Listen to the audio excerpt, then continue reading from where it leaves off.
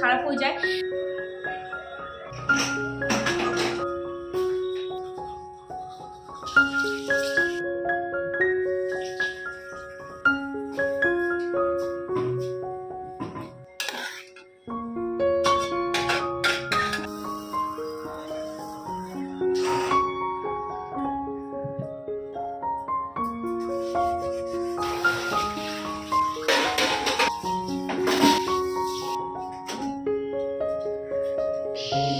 Hello everyone, good morning and welcome back to the channel. আশা করছি সবাই অনেক ভালো আছো, অনেক সুস্থ আছো। চলে এলাম আরও একটা ঝকঝকে তকতকে ব্লগ নিয়ে। আর সকালবেলা আজকে না দেখো বেশ মানে ঠান্ডাটা কম। আমি যদি শীতকাতর মানুষ, তো ঠান্ডা পড়লে ভাই আমার খুব কষ্ট হয়, মানে আমি নিজেকে গুটিয়ে রাখি এরকম একটা ব্যাপার। তো শীতকালটা এই কারণে আমার খুব একটা পছন্দ হয় না। তো যাকে চলো সময় মতো চলবে, আমাকে আমার মতো করে চলতে হবে। আর সকালবেলা ঘুম থেকে উঠেই নর্মাল ড্রেসই রয়েছে। আর এর আগে মানে দুদিন আগেও কিন্তু বেশ একটু ঠান্ডা ঠান্ডা পড়েছিল, যে কারণে সকালবেলা ঘুম থেকে উঠে আমাকে সোয়েটার পরতে হয়েছিল। তো আজকে শীতের পরিমাণটা কম। তো এখন ফ্রেশ হয়ে তারপরে যাব কিচেনে। তো ভেবেছিলাম কি প্রাণায়াম যোগা যা যা করি সকালবেলা সেগুলো কমপ্লিট করে তারপরে একবারে কিচেনে ঢুকবো। তারপর ভাবলাম না, একবারেই আদিমকে স্কুলে পাঠিয়ে দেওয়ার পর তারপরে আমি এগুলো সমস্ত কিছু করব। তারপরে আজকে আবার মা আসার কথা যেহেতু, তো সেই কারণে বুঝতে পারছো যে একটু তাড়াহুড়োর মধ্যে আছি। তো ঘুম থেকে উঠে ফ্রেশ হয়ে নিয়ে এবার একটু ক্রিম মেখে নিলাম আর কি। ক্রিমটা মুখে মেখে নিলে কী হয় বলো তো, বা হাত পায়ে একটুখানি বডি অয়েলটা যদি মেখে নিই না, তাহলে আমার মনে হয় শীতটা একটু কম কম লাগছে। আর মুখ টুক ধোয়ার পর যদি কিছু না মাখি প্রচণ্ড পরিমাণ আরও বেশি শীত করে। তো এই যে ফ্রেশ হয়ে নিয়ে মাঝখানে কিন্তু ব্যালকনি থেকে অলরেডি ঘুরে আসা হয়ে গেছে আমার। তো এখন পুরোপুরি রেডি, আমি এখন কিচেনে ঢোকার অপেক্ষায় আছি। তো কিচেনে ঢুকে অলরেডি আদিমের জন্য কিন্তু খাবার এখানটা আমি বসিয়ে দিয়েছি, মানে হতে চললো খাবার। প্রেশার কুকারে একটুখানি গোবিন্দভোগ চাল আর একটুখানি আলু ব্যাস ঘি দিয়ে একটুখানি খাইয়ে দেবো। ওই তো বললাম তোমাদেরকে যে এক গাল কি দুগাল এরকম একটা ব্যাপার। আর আদি এখানটা দেখো ঘুম থেকে উঠে তোমরা দেখলে যে কীভাবে মানে চোখ মুখ ধুয়ে ঢুলতে তারপরে ওই ঘরে গেল। রাত্রেবেলা যত বলি না কেন তাড়াতাড়ি ঘুমোতে, সে ঘুমোবে না। সে ঘুমোতে 12টা সাড়ে 12টার আগে ঘুমোবেই না। বিছানা যাওয়ার পরেও তারপর দেখবো যে লাফালাফি করছে দুজন মিলে, যে কারণে ঘুমটা ঠিকঠাক মতো ওদের পোষায় না। আর সকালবেলা ঘুম থেকে তোলাটা খুব ডিফিকাল্ট হয়ে যায়, বিশেষ করে শীতের দিনে আরও অনেক বেশি হয়। বড়দের ক্ষেত্রে তো হয়, তো বাচ্চাদের ক্ষেত্রে আরও অনেক বেশি হয়। তো এখানটা দেখো আমি অলরেডি গোবিন্দভোগ চালে ভাত করে নিয়েছি প্রেশার কুকারে। 2টো সিটি দিলে এনাফ। আর একটুখানি দিয়েছি আলু ব্যাস। আর কখনো গোবিন্দভোগ চালের মধ্যে না একটুখানি ডাল দিয়ে দিলাম ব্যাস, একটুখানি মুসুর ডাল দিই আর কি। ওই তো খাবে বললাম দুগাল। তো এখানটায় দেখো আদমকে খাই দিয়েছি, অলরেডি খাই দিয়ে আদমকে স্কুলে পাঠিয়ে দিয়ে চলে এসেছি। এবার এই ঘরে বেড কভার চেঞ্জ করব, মানে 2টো ঘরেরই আজকে বেড কভার চেঞ্জ করে দেবো। তো এখানটা শীতের দিনে যেটা হয় আর কি, প্রচুর কাঁথা কম্বল থাকে। কাঁথা কম্বল বাজ করতে করতে জীবন শেষ হয়ে যায় মনে হয় আমার। মানে কি বলবো, কম্বলগুলো এত ভারী, মানে আমার ক্ষেত্রে অনেক ডিফিকাল্ট হয়ে যায় উঁচু করে ভাঁজ করে তারপর রাখা। এটা আমার ক্ষেত্রে বলে না, প্রত্যেকের ক্ষেত্রে মানে হয় আর কি। আমাদের তুলনায় আমাদের মানে হিসেব করতে গেলে আমাদের তুলনায় কম্বলগুলো অনেক বেশি ভারী হয়ে যায়। আর যাদের কম্বল আরও অনেক বেশি, ব্ল্যাঙ্কেটগুলো অনেকে হয় না যে আরও অনেক বেশি ভারী হয়, তো তাদের ক্ষেত্রে আরও অনেক বেশি কষ্ট। তো যাই হোক, এই ঘরে হোয়াইট কালার বেড কভারটা এখানটায় পেতে দেবো, আর ওই ঘরে অন্য একটা বেড কভার পেতে দেবো। তো বেড কভার টান করে পাতবো। তো এর আগে আমাকে একজন কমেন্ট করেছে, দিদি তুমি বেড কভার পাতো, খুব ভালো লাগে, টান করে পাতো। আমিও খুব টান করে পাতি, এটি কমেন্ট করে জানিয়েছো। তো আমার মনে হয় জানো তো, যারাই বেড কভার চেঞ্জ করে না কেন, তো টান করে বিছানায় পেতে রাখতেই পছন্দ করে বা দেখতে ভালো লাগে। তো সেই কারণে আর কি পাতি, এটাই হয়। তো এই ঘর চলে এসেছি, এই ঘর এসেও আমি বেড কভারটা চেঞ্জ করে দেবো। এই ঘর পিঙ্ক কালার বেড কভারটা দেবো পেতে। তো এই পিঙ্ক কালার বেড কভারটা না টোটাল এই যে 3 দিন মনে হয় পাতা হলো, কারণ অনেক দিন পুজোর সময় পেতেছিলাম, তারপরে আমার ভাই এসেছিলো, ভাই বউ এসেছিলো, তখন একবার পেতেছিলাম, আমার এই যে আর একবার পেতে দিলাম। তো এই বেড কভারটা খুব ভালো লাগে। আর হ্যাঁ, আমাকে একজন কমেন্ট করেছো এই বেড কভারটা কি আমি অনলাইন থেকে কিনেছি কিনা। না, এটা অনলাইন থেকে কিনিনি, এটা আমি স্টাইল বাজারে পুজোর সময় যখন মার্কেটিং করতে আমি গেলাম, তখন এটা হচ্ছে গিফট পেয়েছিলাম আর কি। তো গিফট মানে কি, মানে কি বলবো, মানে 5,000 টাকা উপরে কেনাকাটা করলে একটা করে বেড কভার দেয়। তো এটাই আমি চুজ করেছিলাম। আর এখানটা এক গাদা জামা কাপড় যেগুলো কিনা ধুয়েছি ব্যালকানিতে ছিল, সেগুলো এনে এখানটায় রেখে দিলাম, একটু পরে ভাঁজ করব।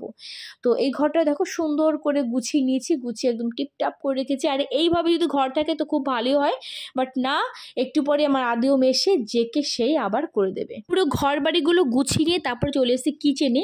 আর মা আসবে তোমাদেরকে বললাম করলাম। আর মা যেহেতু নিরামিষ খায়, মা মোটামুটি যে কদিন থাকে আমার ঘর সেই কদিন নিরামিষই চলে। এখানে সয়াবিনের তরকারি, এদিকটা পালং শাক দিয়ে আর বেগুন দিয়ে একটা কি বলবো, একটা ঘন্ট ঠিক না, আমার চচ্চড়ি টাইপের। আর এখানে শিম দিয়ে হচ্ছে ফুলকপি দিয়ে একটা ভাজি। ব্যাস এটাই ছিল আজকে দুপুরের লাঞ্চ মেনু। আর যেহেতু আমার নিরামিষ খায় তো নিরামিষই চলবে, ওই যে বললাম তোমাদেরকে। তো খাওয়া দাওয়া কমপ্লিট করার পরে এবার চলে এসেছি বাসনগুলো মেজে নেবো। যতক্ষণ পর্যন্ত বাসন মেজে তারপরে গ্যাস ওভেন ক্লিন করব, তারপরে কিচেনটা ক্লিন করব, ততক্ষণ মানে যতক্ষণ পর্যন্ত না করতে পারছি ততক্ষণ পর্যন্ত ভীষণ আনইজি ফিল হয়। কতক্ষণ করব সেই আমার টেনশান থাকে। যাকে চলো, অনেক বাসন সকালবেলা উঠে আমি মেজে নিয়েছি একবার। আর মাসি আসবে একটু পরে, মাসি এসে আবারও মাজবে। তার মানে বুঝতে পারছো সারাদিনে কত বাসন হয়। এটা আমার ঘর বলে না, প্রত্যেকের ঘরে, তাই না বলো? বাচ্চা কাছে থাকলেও হয়, বাচ্চা কাছে না থাকলেও বড়দের ক্ষেত্রেও একই ব্যাপার, প্রচুর থালা বাসন হয়ে যায় দেখতে দেখতে। তো যাকে চলো পুরো কিচেন ভালো করে এবার ক্লিন করে নেব। ক্লিন করে তারপরে বাদবাকি কাজকর্মগুলো করব। তোমাদের সঙ্গে দেখা হচ্ছে আবার সেই সন্ধ্যাবেলায়। ঠান্ডা এত পরিমাণে লেগেছে, চোখ মুখ পুরো ফুলে গেছে, মানে কথা যে বলবো নাকে বেঁধে যাচ্ছে কথা আমার। আগে চলো, আজকে ঠান্ডার মধ্যে করবো গরম গরম সাজ পিঠে। তো সাজ পিঠে করার জন্য চাল আমি সকালবেলা ঘুম থেকে উঠে ভিজে রেখেছিলাম। তো এটা বিকেল বিকেল করলে ভালো হতো, কিন্তু বিকেলবেলা সময় হয়ে ওঠেনি। তো এখনই করবো সাজ পিঠে। ব্লেন্ডারে এবার ব্লেন্ড করব, আর এই ব্লেন্ডারে করব। তো এটার যে জারটা আছে, ছোট জার, এই ছোট জারটাকে না, দাঁড়াও তোমাকে দেখাই। এটার যে ছোট জারটা আছে এই জারটা করব না, আজকে এই নতুন জারটা বের করলাম আর কি। জারটা তো দুটো জার পেয়েছি এটার সঙ্গে, তো এটা নতুন জার, এই নতুন জারটা এখন পর্যন্ত বের করিনি। তো আজকে কাজে লেগে যাচ্ছে, খুব ভালো হচ্ছে। কারণ অনেকটা পরিমাণে চাল তো ছোট জারটার মধ্যে না সেভাবে হবে হবে না সেটা না, অনেক টাইম লেগে যাবে। সেই কারণে ভাবলাম বড় জারটা করে একটু বেশি করে চাল দিতে পারবো। আর ধুয়ে আসি এটা।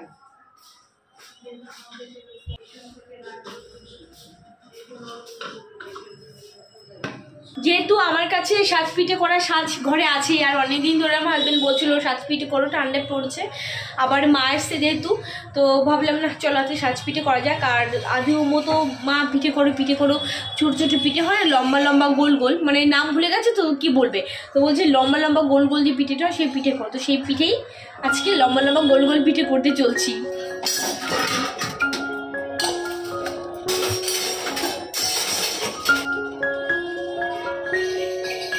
সকালবেলা ব্রেকফাস্ট করার পরে তোমাদেরকে বললাম যে চালটা যেহেতু ভিজিয়ে রেখেছি না, খুব সুন্দর মানে চালটা ভেজানো হয়েছে আর কি। এর আগের বছর যখন আমি করেছিলাম না তখন চালটা একটু কম ভেজানো হয়েছিল, কিন্তু আজকে অনেকটা টাইম হয়ে গেছে তো খুব ভালো হয়েছে। তো জলটা একটুখানি আর কি নিংড়ে নেবো, জল থাকলে হবে না।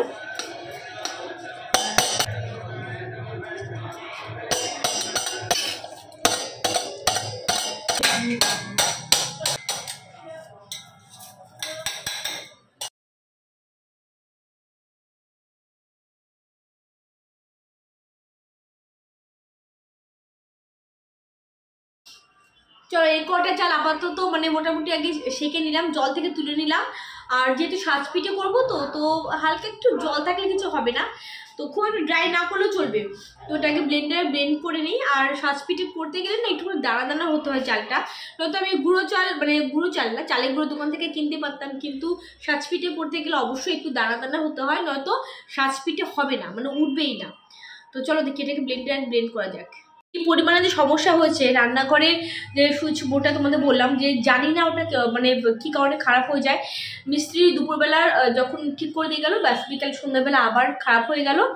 কিন্তু তারপর থেকে মিস্ত্রিকে ফোন করেই যাচ্ছে, মানে যে ইয়ে এসছিলেন আর কি ইলেকট্রিশিয়ান দাদা, তাকে ফোন করে যাচ্ছি কোনোভাবে কোনো ফ্যাসিলা করতে পারছি না, মানে মাথাটা পুরো খারাপ হয়ে যাচ্ছে। ডাকছি মানে কন্টিনিউ ফোন করছি, আজ আসছি কাল আসছি পরশু আসছি, বিকেলবেলা আসছি সকালবেলায় আসছি কাজে যাওয়ার সময় আসছি, মানে আসছি করে যাচ্ছি, কিন্তু আসছি আর না। আর মানে খুব প্রবলেম হচ্ছে, শীতের দিনে বারবার করে জল গরম করতে হচ্ছে, ইলেকট্রিক কেটলি সেটা এখানটা নিয়ে এসে করতে হচ্ছে, আবার কিছু ব্লেন্ড করতে হলে এখানটা নিয়ে এসে করতে হচ্ছে, খুব অসুবিধা হচ্ছে। আর সুইচ বোর্ডটা ঠিক থাকলে কোনো অসুবিধে হতো না।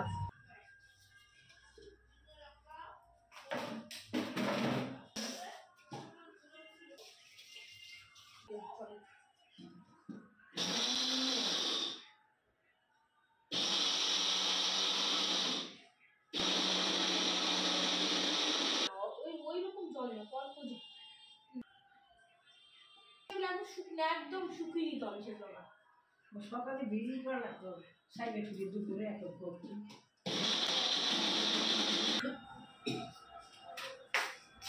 সুন্দর ব্লেন্ড হয়ে গেছে।